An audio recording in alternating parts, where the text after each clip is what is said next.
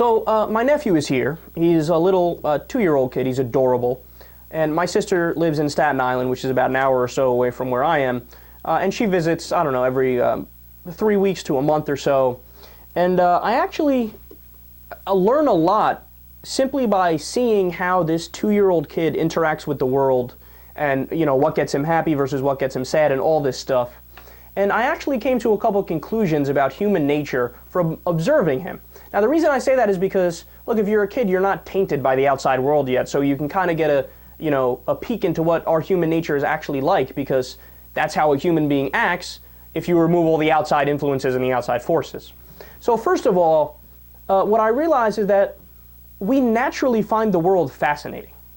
So for example, this little kid, he sees a pumpkin and he sees Halloween decorations and he gets so excited and he's like, oh my God, he drags his mom to come look at it and he's like, oh my God, Uncle Kyle, look, look, look, look, look.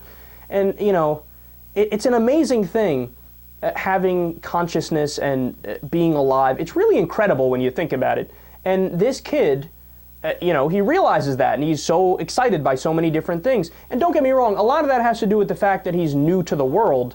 But I mean, it also has to do with the fact that he hasn't been corrupted yet by the culture and his mind hasn't been hijacked. And religion hasn't gotten to him and cultural norms and practices haven't gotten to him.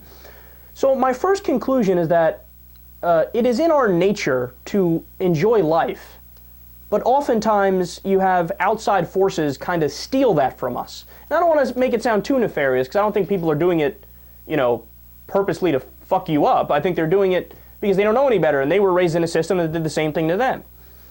And the second conclusion is that, I know this is kind of controversial, but I actually think ADD and ADHD, there might be a lot of good parts to it. It might actually be a good thing in many ways. Now, can it get carried away and do some kids need medication? I'm sure that's true. But Tom Hartman actually talks a lot about this, and he wrote a book about it. And basically his contention is that the hyperactive mentality that people with ADD have, it actually kept us alive in pre-civilization.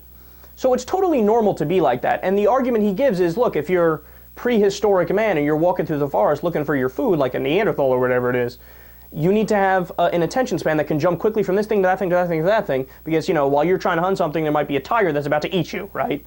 So it's actually an evolutionary advantage to have those things.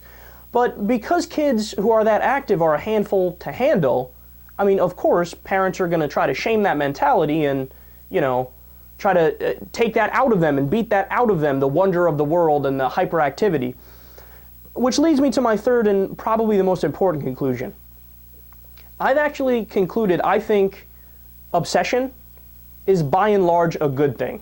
And I'll go even a step further. In a lot of cases, I think addiction is probably a good thing.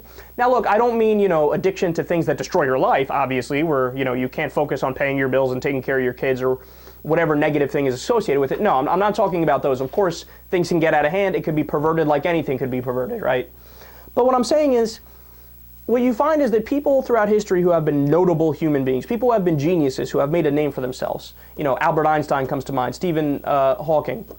These are guys who had an obsession with science, finding the truth, or math, or whatever. You'd say Michael Jordan for a while was obsessed with basketball, Kobe Bryant obsessed with basketball, Tiger Woods with golf, and there are examples outside of science and sports, and go in the business world, whatever it is.